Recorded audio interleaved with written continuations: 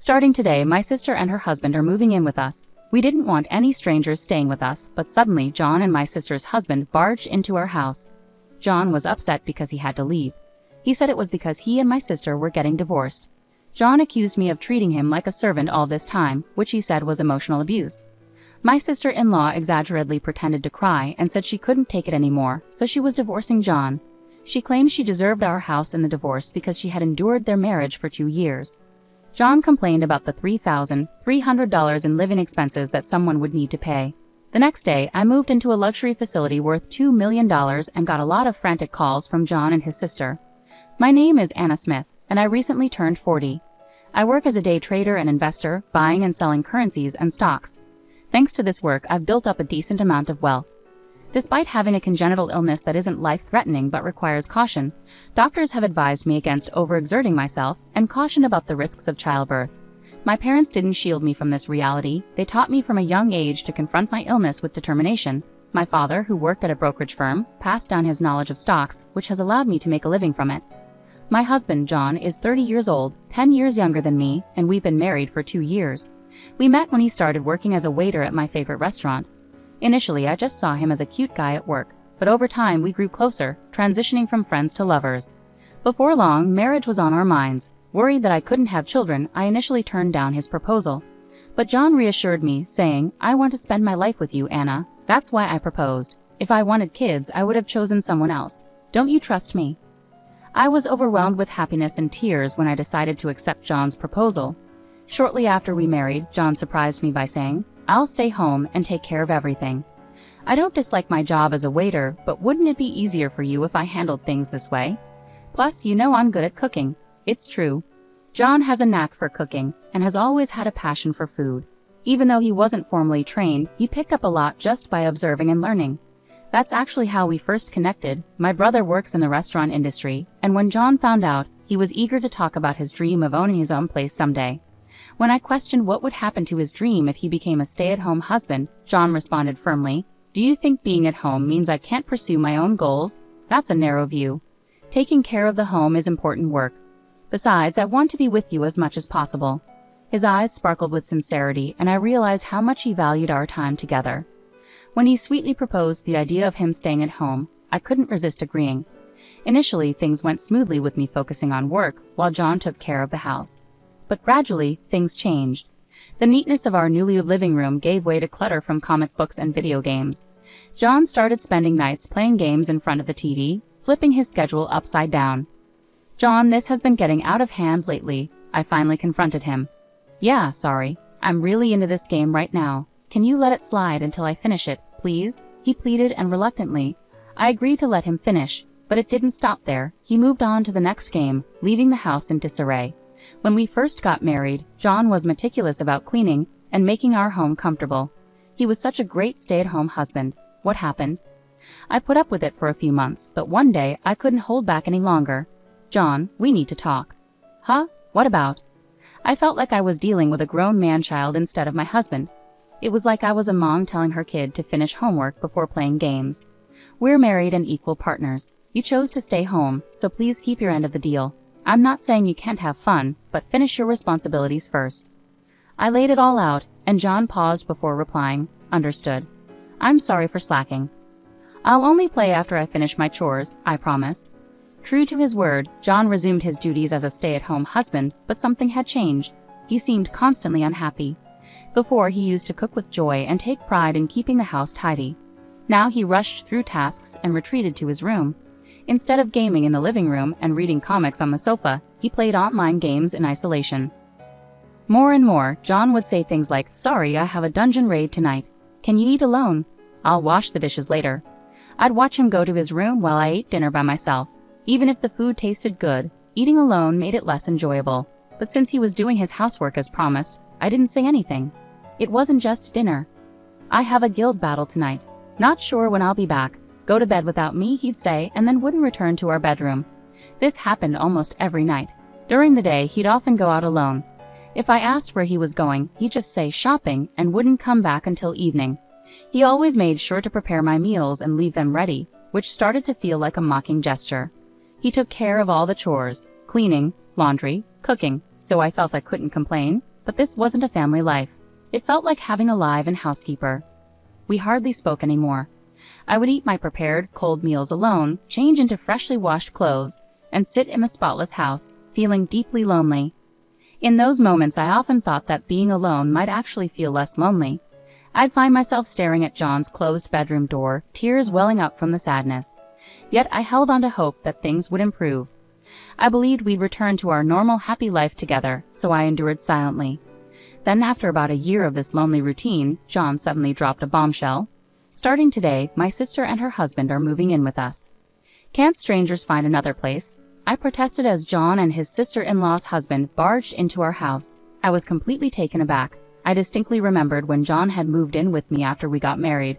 His sister and her husband had found their own apartment. What do you mean, John? Are you moving out to go back to your old apartment? I blurted out in confusion. The three of them exchanged glances and burst into laughter. No, I'm staying here with my sister and her husband.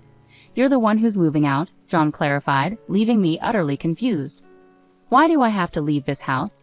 I asked, bewildered by the sudden turn of events.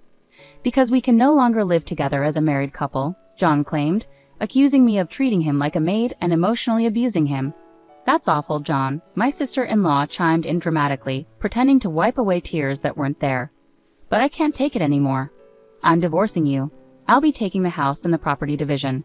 I endured this life for 2 years, so I deserve it, right? Yes, that's right, John affirmed, encouraged by his sister's support. Meanwhile, her husband stood by, smirking at the scene unfolding before him. I began to piece together what was happening. It seemed John had a plan all along, to charm me into marriage and then orchestrate a divorce when it suited him. Just as he hinted earlier, he had his sights set on various things he could gain from our relationship. I never envisioned myself getting married. Knowing I couldn't have children and feeling average in appearance and personality, I had resigned myself to living independently, focusing on my career and hobbies. I had some friends and maintained a normal relationship with my parents and brother. After my dad retired, my parents moved to his hometown, where my brother also settled with his wife. He had worked in the restaurant industry and eventually started a small restaurant with his wife, choosing to live on the same spacious property as our parents. I was born and raised in our town near the city, so it felt more like returning home than just visiting. When I visit my parents, brother, sister-in-law, and nephews, I feel a sense of belonging and never experience loneliness. So marrying someone 10 years younger was unexpected even for me. Looking back, I realize I was played. Listening to John and his sister argue, I couldn't help but chuckle at my own gullibility. Deep down, I had sensed this might happen. John's sudden and intense affection felt like a storybook romance. Initially cautious, I eventually succumbed to his puppy-like charm. Now I needed a plan. How could I turn the tables? How could I make them taste their own medicine? As a day trader, I excel at reading situations, anticipating outcomes, and steering things in a positive direction. I've always been successful, and I knew I could handle this situation too. No doubt about it, I would handle it. As I pondered my next move, John and his sister continued to hurl insults at me. Why are you so quiet? Hurry up and pack your things. Get ready to leave. Playing along, I replied calmly, all right, I'll leave. I began packing only my essentials, clothes, my work laptop, and a few personal items. Here, fill this out. John handed me a piece of paper. It was divorce papers with his sister and her husband already listed as witnesses. I'll take care of filing these. I'll reach out if there's anything else I need, John said with a mocking smile, accompanied by his sister and her husband. They watched as I gathered my belongings and left my own condo. I had a place to stay for now. I would go there to gather my thoughts. I was sure they would have more to say soon, but I would handle it when the time came. I drove away from the condo, heading towards my destination. When I arrived, I had a peaceful night's sleep and woke up feeling refreshed. I slept in later than usual and enjoyed a leisurely brunch. The food here was always delicious. It had been over 2 years since I had visited this place, especially since getting married. I started by messaging John on WhatsApp, informing him of my current whereabouts and letting him know that my lawyer would handle everything from now on. The phone rang almost immediately, quicker than I had expected. What is going on here? I heard John's sister yelling in the background, her words slightly muffled. What do you mean? I replied calmly. Don't pretend you don't know. Where are you? John demanded, his voice tense. I'm here because I was kicked out. Is that a problem? I replied evenly. That's not what I meant. John's frustration was clear. That's a high-end resort, a members-only place. Why are you there? Because I'm a member, I stated matter-of-factly. You never told me that, John protested. Exactly, because it wasn't relevant, I explained. As John said, it's a prestigious place, not just a hotel, but a luxury resort with lifelong care services. There's even a hospital nearby. It's known for its exclusivity, with an entry fee starting at $2 million, which made headlines. "Why did you become a member there?" John asked, bewildered. "Because I invested in the membership," I replied calmly. On the other end, John sounded baffled.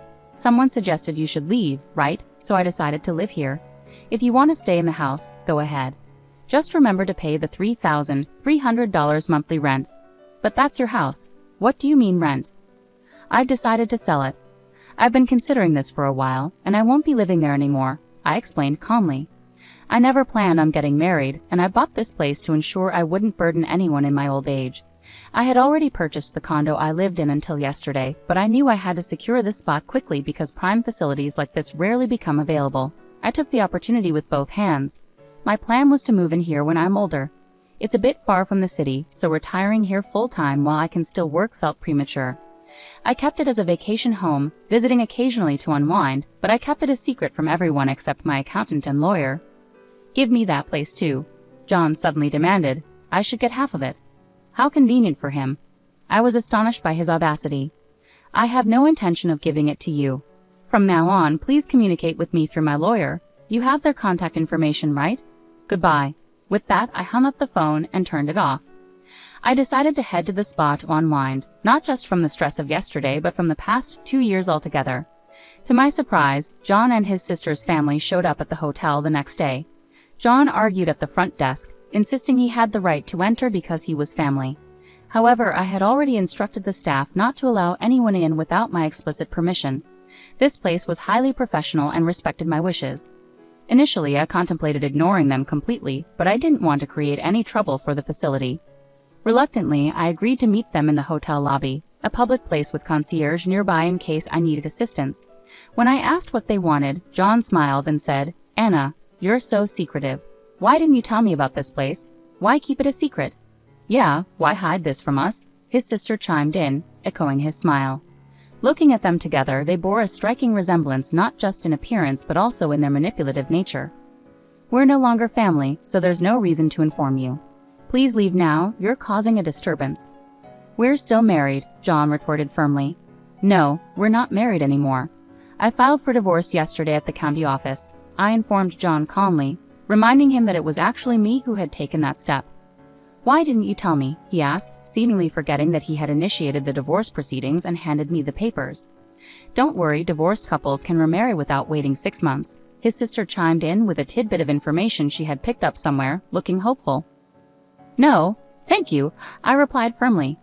I stood up and walked back to my room, disregarding their attempts to follow me. The concierge intervened to stop them. "I won't give up. I'll come here every day to show you how much I love you," John exclaimed, determinedly. "You're so slick, John," I muttered under my breath as I walked away, feeling drained by their pathetic display. Without delay, I contacted my lawyer to take immediate action. This situation was escalating faster than I had anticipated, and their relentless behavior was wearing me down. I hadn't expected them to resort to this just a day after I left. They seemed determined to pursue pointless endeavors. John and his sister's family began appearing at the facility daily, lingering in the lobby, waiting for me. My lawyer swiftly filed for a restraining order, but then they took it to a new extreme. "Anna deceived me into marriage. I demand compensation," John declared. He claimed ignorance about my inability to have children and insisted that if he had known, he would never have married me. Therefore, he threatened to accuse me of marriage fraud if I didn't agree to compensate him. I handed over a specific recording to my lawyer. I proposed to Anna because I wanted to live my life with her. If I wanted kids, I would have chosen someone else from the start. "Don't you trust me?" These were John's exact words when he proposed to me, and I had them recorded. John was furious, demanding to know why I had such a recording. It was simply due to my cautious nature. I'd always kept a recorder running when I sensed something significant might happen. It's a habit born out of the belief that you never know what might occur in life. Initially, I trusted John and would listen to this recording alone, reflecting on how I felt at that moment. Little did I know it would prove so valuable. Now John was accusing me of forcing him to quit his job after marriage and do all the housework, alleging emotional abuse and demanding compensation. He even threatened to report me to the police for coercion if I didn't comply. To counter this, I submitted another crucial piece of evidence. "I'll stay at home and take care of everything. I don't hate my job as a waiter, but wouldn't it be easier for you to work this way? You know I'm good at cooking." These were John's own words declaring his desire to be a stay-at-home husband, and I had them recorded as well. John's next attempt was to claim emotional distress from being secretly recorded, threatening to report me for illegal recording if I didn't pay compensation. However, there's no specific crime called illegal recording. While certain actions related to recordings can lead to penalties, simply making a recording itself is not illegal under most circumstances. Undeterred, John then demanded compensation for the divorce itself, despite being the one who initiated it without valid grounds and handing me completed divorce papers. I had recorded that conversation as well. My lawyer explained that, considering the situation, it was more likely that John owed me compensation instead. Finally, John tearfully pleaded for a division of assets. I agreed to consider his request and promised to assess the assets fairly. I need you to vacate the condo. Once we've evaluated everything, we can meet at the lawyer's office. They left without further protest, allowing me to sell all the condo's furnishings and list the property for sale. As I had predicted, due to the increasing property values, it sold for a higher amount than initially anticipated. When I presented the total asset figures, John and his family were initially hopeful, assuming they'd get a substantial portion. So, I did half of this. John eagerly asked upon hearing the total in the tens of millions. Not quite. These figures reflect only assets acquired before our marriage, I clarified through my lawyer. John's expression turned to anger when he received a document showing his share as zero. The lawyer patiently explained, "The bulk of these assets were acquired before your marriage, John, so legally you have no claim to them. Regarding post-marriage income, you were entitled to half, but after deducting living expenses, necessary costs, and the compensation Anna claimed, your share amounts to a negative value." "Why do I owe compensation?" John demanded. The lawyer then presented the evidence. John had been unfaithful. His affair was with a woman he met through an online game.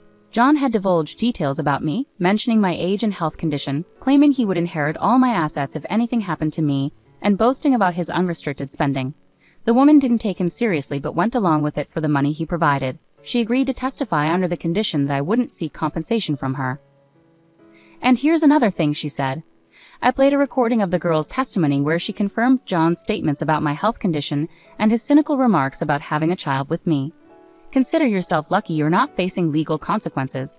Thanks to you, I've had some interesting dreams and enjoyed good food. Let's call it even, and I won't pursue this any further," I told John firmly. He hung his head in defeat and accepted the outcome. Thus, my brief marriage came to a messy end. I haven't kept track of what happened to John and his sister's family afterward, nor do I have any interest in knowing, as long as they stay out of my life. That's all that matters to me now. Dwelling on it would only prolong my misery. The emotional toll was significant, but thankfully I have the resources and time to heal. I decided to take a world cruise on a luxury liner, where I met people from all over the globe, explored numerous destinations, and had a truly wonderful time. There were moments when I felt a spark with some individuals, but memories of John held me back. I was determined not to let myself get hurt again. With that resolve, I returned home and began building a new life for myself. For a while, I enjoyed a leisurely life at the resort hotel, but soon I grew restless. At 40, I realized I was still young. Living with John, who was much younger, had made me overly conscious of my age.